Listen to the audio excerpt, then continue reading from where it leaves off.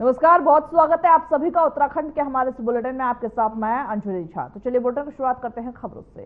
CM Pushkar Singh Dhami की अध्यक्षता में आज मंत्रिमंडल की बैठक बुलाई गई है। करीब 2 महीने बाद और वर्तमान वित्तीय वर्ष में पहली बार होने जा रही इस कैबिनेट की बैठक में कई अहम मायने माने जा रहे हैं। वही मंत्रिमंडल की बैठक के दौरान ही देहरादून के रायपुर क्षेत्र में फ्रिज की जो भूमि है उसको फ्रिज मुक्त किए जाने के संबंधित प्रस्ताव, एकल महिलाओं के लिए सीएम एकल महिला रोजगार योजना का प्रस्ताव, प्रदेश के 8 शहरों में 23 खेल अकादमी बनाने को लेकर लीगेसी जो प्लान है उसका ड्राफ्ट समेत तमाम अहम प्रस्तावों पर मुहर लग सकती है। सचिवालय में आज शाम 6 बजे से शुरू होने वाली मंत्रिमंडल की बैठक में योग नीति, महिला नीति प्रस्ताव पर भी मुहर लग सकती है।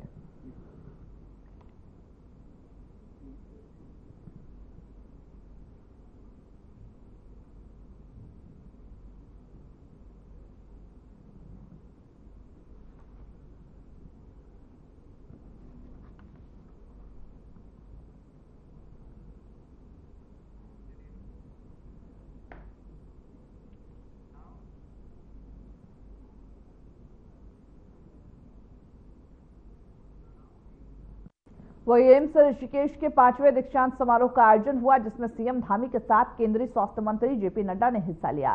इस दौरान उन्होंने कई स्वास्थ्य सुविधाओं का लोकार्पण किया। सीएम धामी और केंद्रीय मंत्री ने 434 छात्रों को उपलब्धियां दी। वही समारोह में स्वास्थ्य मंत्री धन सिंह रावत, केदारनाथ विधायक आशा नौटियाल और प्रेमचंद्र अग्रवाल भी मौजूद रहे। कार्यक्रम को संबोधित करते हुए केंद्रीय मंत्री जेपी नड्डा और सीएम धामी ने क्या कुछ कहा, चलिए आपको सुनवाते हैं। I was depressed at that point of time. I took it as a challenge. Many issues were there, administrative issues were there, there were many issues relating to the development.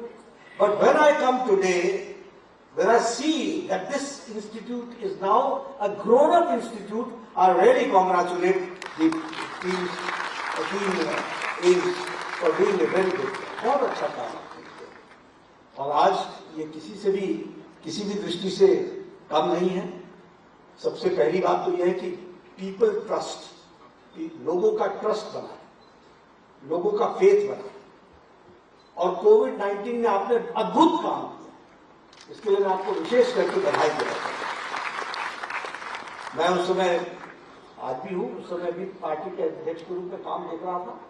उस समय मैं मॉनिटर करता था तो मुझे हमेशा ये ध्वनि सुनने को मिलती थी कि पेशेंट ऋषिकेश साइड उधर उत्तराखंड से नहीं आ रहे, उनका ऋषिकेश टेक कर रहा है और वो अच्छा केयर कर रहा है। तो उसके लिए और आप नेशनल इंस्टीट्यूशनल रैंकिंग फ्रेमवर्क में आप 14वें फर्स्ट 14 इंस्टीट्यूशंस में आप हैं। You are one of the 14 institutions. I must congratulate you for this.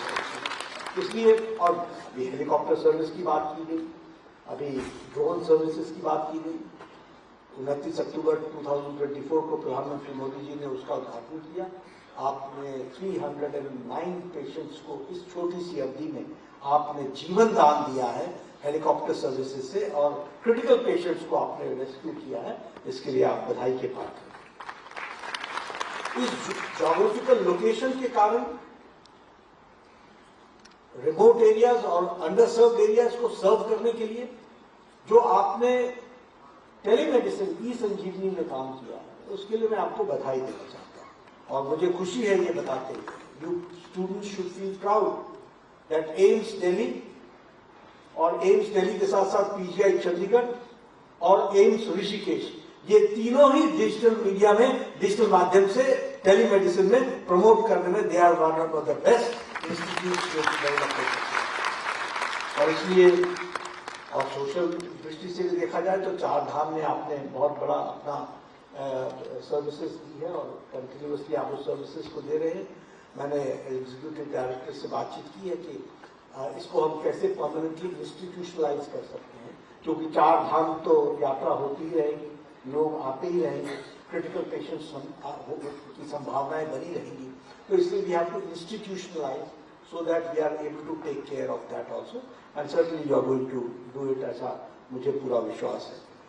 इसलिए मैं जब एम्स ऋषिकेश के बारे में सारी बातें कहता हूं तो मैं स्टूडेंट्स से एक निवेदन करता हूं और वो कॉन्वोकेशन का पार्ट के दृष्टि से दीक्षांत समारोह में आपसे मैं अपील करता हूं सबसे पहली बात कि जब मैं भी स्टूडेंट लीडर था तो मैं कहता था education is not birth right, education is not birth right. I was correct, but professional education is not your birth right. It is a privilege, and it is a privilege given by the society. On each student, not less than 35 lakh rupees per annum is being spent by the government of India. So, our responsibility towards society is immense. अपने career का enhancement is a very important part, and you should very think about it. Because if you enhance yourself, you help the society, but the linkage with the society, that you have to keep it in mind. और इसलिए मैं आपसे निवेदन करना चाहता हूँ, मैंने पहले कहा कि आप सब कहते थे हमारे लायक फैसिलिटीज नहीं है, वो देखो वहां मुझे ऑफर आ रही है, मैं वहां जा रहा हूँ, मेरे को वहां फैसिलिटी. आज तो हमारे यहाँ अभी तो हम अंडर स्टाफ थे, हम तो अभी all India of medical sciences के लिए इंटरव्यूज ले रहे हैं, हर 6 महीने पर इंटरव्यूज ले रहे हैं. And we are trying to maintain the AIIMS brand. और AIIMS brand कहाँ से आएगा? AIIMS brand तो सुन रहे थे आप जेपी नड्डा को जो ये कहते हुए नजर आए कि एम्स जो है वो आने वाले दिनों में, अभी हालांकि 5वां दीक्षांत समारोह उसका आयोजन हुआ था जिसमें केंद्रीय मंत्री शिरकत करते हुए नजर आए. तो उन्होंने कहा कि ऐसे जो आयोजन है वो आगे किए जाएंगे, और साथ ही साथ एम्स के बारे में कहा कि एम्स वो सुविधाएं, वो स्वास्थ्य सुविधाएं लोगों को देगा जिसके लिए लोग परेशान रहते हैं, लोगों को दूर दूर जाकर इलाज नहीं करवाना पड़ेगा. वो इसी पर सीएम धामी ने क्या कुछ कहा, चलिए आपको सुनवाते हैं. यहाँ के मेयर, आए हुए सभी अतिथिगण और हमारे सभी चिकित्सा शोध अनुसंधान के क्षेत्र में काम करने वाले सभी वैज्ञानिकगण, और आज जिनके निमित्त आदरणीय जगत प्रकाश नड्डा जी हम सबके बीच में, जिनको आज ये डिग्रियां देने के लिए यहाँ पर पधारे हैं, ऐसे सभी नवोदित उदयमान विभिन्न क्षेत्रों में जाकर अपनी सेवाएं देने वाले हमारे सभी चिकित्सकगण, मैं सबसे पहले तो आज के इस अवसर पर आदरणीय जगत प्रकाश नड्डा जी का देवभूमि उत्तराखंड पधारने पर, और दूसरी बार स्वास्थ्य मंत्री के रूप में उन्होंने जो देश को उनकी सेवाएं मिल रही हैं, नए दायित्व पर आए हैं और पहली बार आज उत्तराखंड आगमन हुआ है, मैं देवभूमि उत्तराखंड वासियों की ओर से, अपनी ओर से उनका हृदय से स्वागत करता हूं, अभिनंदन करता हूं. केंद्रीय स्वास्थ्य मंत्री के रूप में आपने देश के स्वास्थ्य क्षेत्र को सशक्त बनाने का ऐतिहासिक कार्य किया है. चाहे देश भर में एम्स की स्थापना करना हो, राष्ट्रीय स्वास्थ्य नीति 2017 को लागू करना हो, आयुष्मान भारत जैसी ऐतिहासिक योजना की शुरुआत करनी हो, या फिर मेडिकल कॉलेजों में MBBS PG की सीटें बढ़ानी हो, आपने ऐसे ही अनेक योजनाओं और नीतियों के माध्यम से भारत की स्वास्थ्य व्यवस्था को एक नई ऊंचाई प्रदान की है. इतना ही नहीं, समय समय पर आपके द्वारा उत्तराखंड में स्वास्थ्य सेवाओं के विकास हेतु जिस प्रकार का हमें सहयोग दिया जाता है, प्रोत्साहन दिया जाता है, उसके लिए मैं उत्तराखंड की समस्त जनता की ओर से आपका हृदय से धन्यवाद करता हूँ. भाइयों बहनों, आज के समारोह में डिग्री प्राप्त करने वाले सभी युवा चिकित्सकों को भी मैं हार्दिक बधाई देता हूँ, शुभकामनाएं देता हूं और आप सभी के उज्जवल भविष्य की कामना करता हूं. आज का दिन आप सभी के लिए सेवा, समर्पण और उत्तरदायित्व के एक नए युग में प्रवेश करने का दिन है. आज आदरणीय नड्डा जी के द्वारा यहाँ के ट्रामा सेंटर में पिक्चर आर्काइविंग एवं कम्युनिकेशन सिस्टम और नवनिर्मित सेंटर फॉर एडवांस पीडियाट्रिक्स का भी लोकार्पण किया गया. ये सुविधाएं वही सुन रहे थे आप सीएम धामी को, जहां पर 5वें दीक्षांत समारोह एम्स के दीक्षांत समारोह में शामिल हुए थे और साथ ही साथ जेपी नड्डा भी शामिल थे।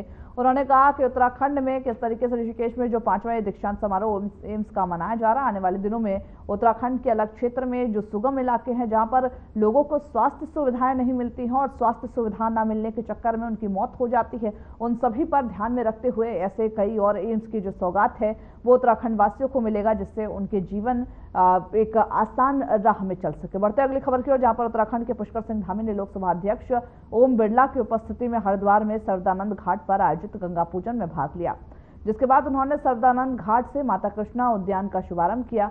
धामी ने कुंभ 2027 के सफल आयोजन के लिए सभी साधु संतों से सहयोग की अपील की।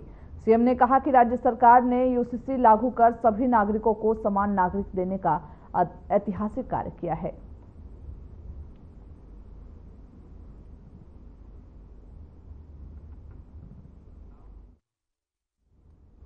विश्व प्रसिद्ध चारधाम यात्रा 30 अप्रैल से शुरू होने जा रही है और इससे पहले उत्तराखंड सरकार और प्रशासन इसकी सफलता सुनिश्चित करने के लिए तैयारियों में जुटा हुआ। अक्षय तृतीया के पावन अवसर पर सबसे पहले गंगोत्री और यमुनोत्री धाम के कपाट खोले जाएंगे, जिसके बाद 2 मई को केदारनाथ और 4 मई को बद्रीनाथ धाम के कपाट श्रद्धालुओं के लिए खोले जाएंगे। हर साल लाखों श्रद्धालु चारधाम यात्रा में भाग लेने के लिए आते हैं। पिछले वर्ष की बात करें तो करीब 60 लाख से अधिक श्रद्धालुओं ने यात्रा में हिस्सा लिया था। हालांकि इस बार उससे भी अधिक संख्या में जो श्रद्धालु हैं उनके आने की उम्मीद है। यात्रा को लेकर सियासत भी गर्माती हुई नजर आ रही है, जहां कांग्रेस ने चारधाम यात्रा की तैयारियों पर सवाल खड़े करते हुए प्रशासनिक व्यवस्थाओं को लेकर शंका जताई है। इस पर बीजेपी प्रदेश अध्यक्ष महेंद्र भट्ट ने कांग्रेस पर पलटवार किया और कहा कि यह दुर्भाग्यपूर्ण है कि कांग्रेस एक पवित्र यात्रा को भी दिग्भ्रति करने का प्रयास कर रही।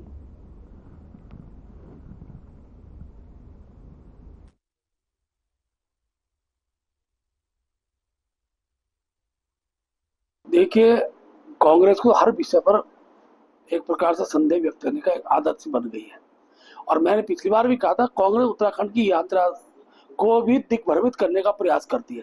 हर जगह संदेह का रखते रखते आज हम 63 लाख यात्री पिछली बार लगभग हमारी यात्रा में पहुंचा है, जहां हम 55 लाख का आंकड़ा और सरकारी आंकड़ा है। लेकिन इन ऑल जो हमने पूरी जानकारी प्राप्त की है, आज भी हम लोग बैठे थे, लगभग 60 लाख से ज्यादा यात्री आया है। लेकिन कांग्रेस संदेह का यात्रियों पर कोई असर पड़ने वाला नहीं है। जहां तक हेली सेवा का विषय है, हेली सेवा की बुकिंग पूर्ण हो चुकी है और बड़ी संख्या में यात्री आएंगे। और लेकिन हम ये भी विश्वास दिलाते हैं यात्रियों को, जो यात्री उत्तराखंड आएगा उसको दर्शन करके ही भेजेंगे। वो उत्तराखंड सरकार आगामी कैबिनेट बैठक में मिलेट्स नीति लाने जा रही है। सरकार का यह मानना है कि पहाड़ी क्षेत्रों में मोटे अनाज की खेती को बढ़ावा देकर न केवल बंजर खेतों को वापस उपजाऊ बनाया जा सकता, बल्कि बढ़ती वैश्विक मांग और स्वास्थ्य लाभ को भी साधा जा सकता। हालांकि जंगली जानवरों की समस्या के कारण पहाड़ी इलाकों में खेती करना चुनौतीपूर्ण है। अब देखना होगा कि यह नीति किसानों के लिए किस हद तक और कितना फायदेमंद साबित होती है।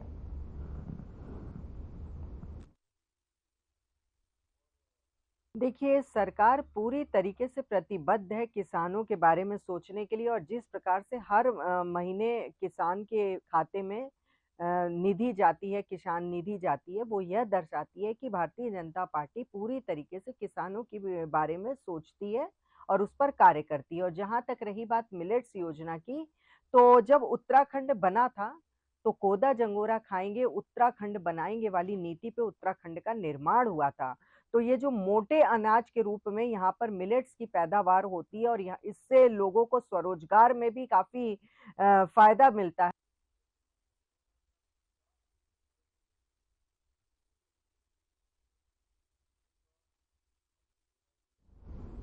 जहां एक और बीजेपी की धामी सरकार के दूसरे कार्यकाल के 3 साल पूरे होने का बीजेपी जश्न मना रही, तो वहीं कांग्रेस प्रदेश अध्यक्ष करण माहरा ने कहा कि बीजेपी के कार्यकाल में महिला अपराध में वृद्धि हुई है। अपराधियों पर शासन प्रशासन का कोई डर नहीं, न ही पुलिस अपराध रोकने में कामयाब साबित हो रही है।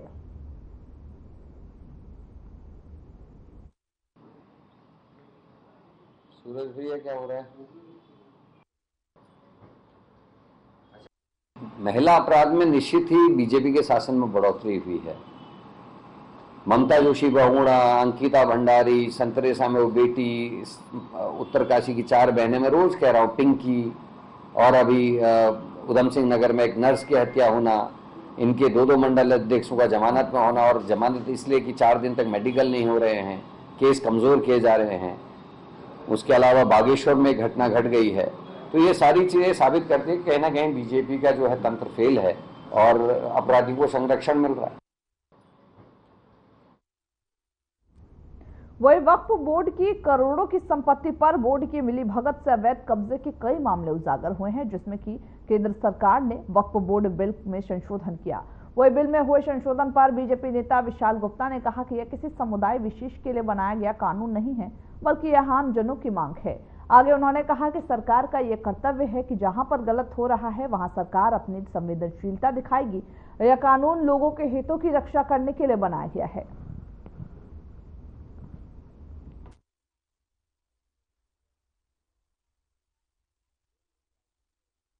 ये विरोधाभास वाली योजनाएं नहीं है, इम्प्लीमेंट कानून का नहीं है। ये सरकार के अपना विजन और ड्रीम प्रोजेक्ट के साथ आगे बढ़ता है।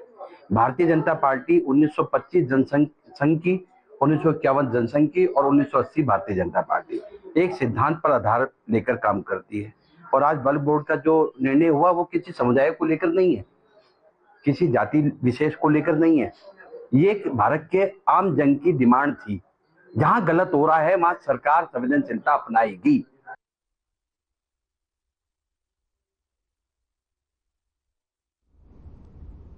वही चारधाम मार्ग पर यात्रा सुगम और सरल हो, इसके लिए राष्ट्रीय राजमार्ग कोशिशों में जुटा है। राष्ट्रीय राजमार्ग भूस्खलन को देखते हुए संवेदनशील जगहों पर 22 जेसीबी को तैनात करेगा। इसके अलावा ही जहां पर सड़क खराब है वहां पर सतह सुधार का काम भी चल रहा। बताते ही अभी चले कि चारधाम यात्रा मार्ग का एक बड़ा हिस्सा राष्ट्रीय राजमार्ग के अधीन है।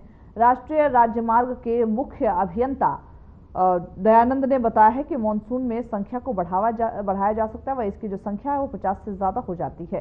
साथ ही लोक निर्माण विभाग भी वैकल्पिक मार्गों पर जेसीबी को तैनात करते रखता है। वही 30 अप्रैल से शुरू होने वाली चारधाम यात्रा को देखते हुए 25 अप्रैल तक काम पूरा करने का लक्ष्य रखा गया।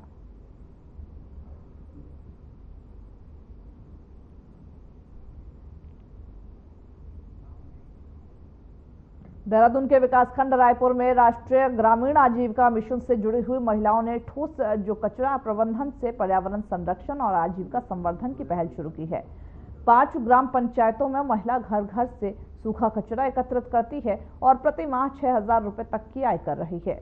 वेस्ट वॉरियर्स एनजीओ ने इस प्रयास को आर्थिक सहायता और प्रशिक्षण प्रदान दिया है। वह इन महिलाओं को पर्यावरण सखियों के रूप में भी जाना जा रहा और उनके कार्यों की सराहना की जा रही।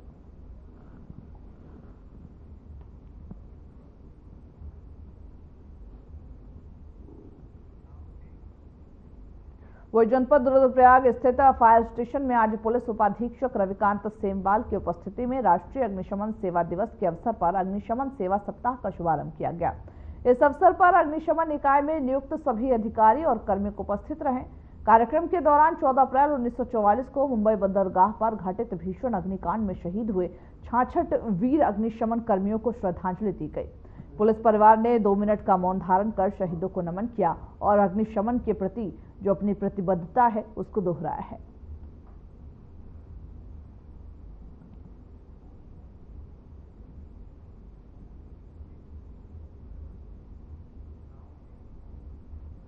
तराई पूर्वी वन प्रभाग के गोला रेंज क्षेत्र में एक दर्दनाक हादसा हुआ, जिसमें 20 वर्षीय नर हाथी की ट्रेन की चपेट में आने से मौत हो गई। हादसा उस समय हुआ जब हाथी रेलवे ट्रैक पार कर रहा था। टक्कर इतनी भीषण थी कि हाथी की मौके पर ही मौत हो गई।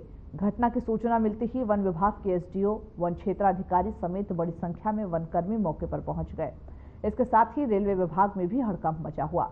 वही पशु चिकित्सकों के पैनल ने मृतक हाथी का पोस्टमार्टम शुरू कर दिया। उप प्रभागीय वनाधिकारी अनिल जोशी ने इसकी जानकारी दी कि नर हाथी की मौत ट्रेन से टकराने के कारण हुई है। इस मामले में ट्रेन के लोको पायलट के खिलाफ भारतीय वन अधिनियम की सुसंगत धाराओं में मुकदमा दर्ज किया गया।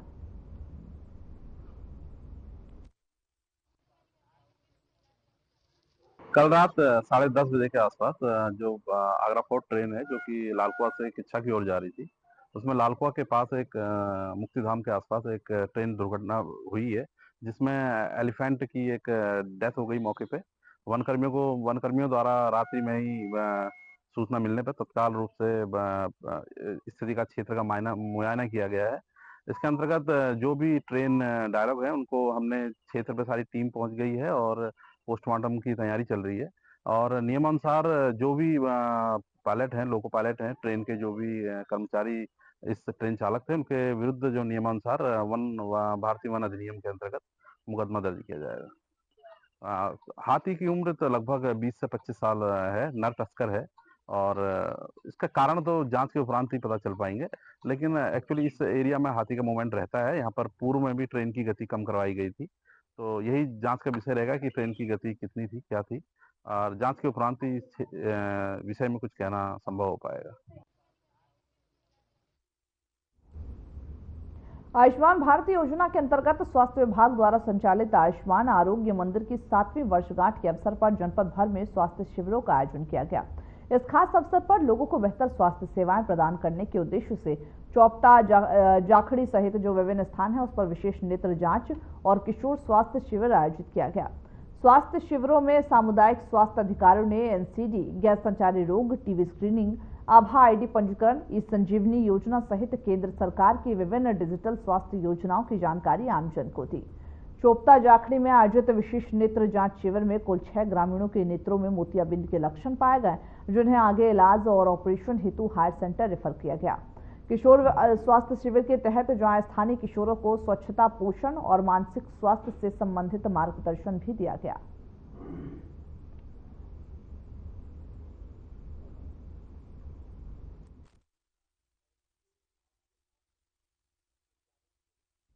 गदरपुर के चरणपुर गांव में अज्ञात कारणों से आग लगने से करीब 10 एकड़ की फैली हुई जो गेहूं की खेती थी वो जलकर बर्बाद हो गई। घटना के वक्त कंबाइन मशीन से फसल की कटाई हो रही थी। आग ने अचानक विकराल रूप ले लिया। वहीं आसपास के किसानों ने आग को फैलने से रोका। देर से फायर ब्रिगेड पहुंची, जिससे कि किसान नाराज हैं और मुआवजे की मांग कर हैं। किसानों ने दिनेशपुर क्षेत्र में फायर ब्रिगेड की गाड़ी तैनात करने की भी मांग की है।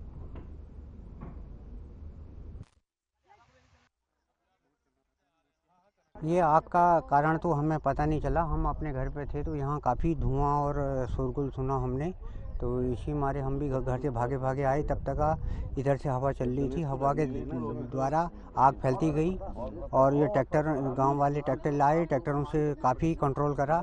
हम लोगों ने फायर ब्रिगेड वालों को फ़ोन करा, लेकिन गाड़ी जब आग बिल्कुल बुझ चुकी थी, जब ग्रामीणों ने काफ़ी प्रयास करा आग बुझाने का, आग बुझ चुकी थी। उसके उपरांत अभी अब आई है फायर ब्रिगेड की गाड़ी। जब आग बुझी है तो गवर्नमेंट से हम यही चाहते हैं कि हमें जो नुकसान हुआ है उसका हमें मुआवजा दिया जाए। आग का कारण तो पता नहीं चल पाया, लेकिन नुकसान 8 से 10 एकड़ गेहूं पूरी खत्म हो गई किसानों की। नुकसान अब 10 एकड़ में अब मान लो 6 लाख का नुकसान है, 6 से 7 लाख का नुकसान हो गया। प्रशासन से क्या मांगे, 1 घंटा हो गया अभी तक एम्बुलेंस आई नहीं है। यहाँ के लोगों ने, स्थानीय लोगों ने अपने ट्रैक्टरों से खुद लग के आग बुझाई है, और अगर यहाँ पे फायर ब्रिगेड पास में होती तो हमें इतनी समस्या नहीं होती। दिनेशपुर में अगर फायर ब्रिगेड होती तो जल्दी पहुँचती। अब रुद्रपुर पंथनगर से आने तक तो काफ़ी देर हो जाती है। ये चरणपुर में एक हादसा हुआ है आज, जो कि आग कंबाइन, एक खेत में कंबाइन काट रही थी। कंबाइन से चिंगारी उठी है, जिससे कि वहाँ से आग स्टार्ट हुई और उनके जस्ट कंबाइन यहाँ काट रही थी, उनके जस्ट आगे इनका खेत था जो कि 1 से 1.5 एकड़ था। पूरा खेत जल चुका है। इनके बगल में मेरा खेत था, जिसमें कि आधा नुकसान हुआ है और आधा ट्रैक्टर ने जो ट्रॉली जोता है उससे पूरा नुकसान हुआ। उसके बाद हमारे बुक्सा जनजाति वाले खेत थे इधर, पूरे उनके खेत जलते हैं, कम से कम 10-15। केदारनाथ घाटी के छोटी लिंचोली के पास एक शव को एसडीआरएफ ने बरामद किया। टीम ने उप निरीक्षक जितेंद्र सिंह के नेतृत्व में त्वरित कार्रवाई की और शव को गौरीकुंड तक पहुंचाया। यह व्यक्ति दिल बहादुर नेपाली मूल का बताया जा रहा और केदारनाथ मंदिर जाते समय रास्ते में रुक गया था। पुलिस ने शव को अपने कब्जे में लेकर आवश्यक कार्रवाई की है।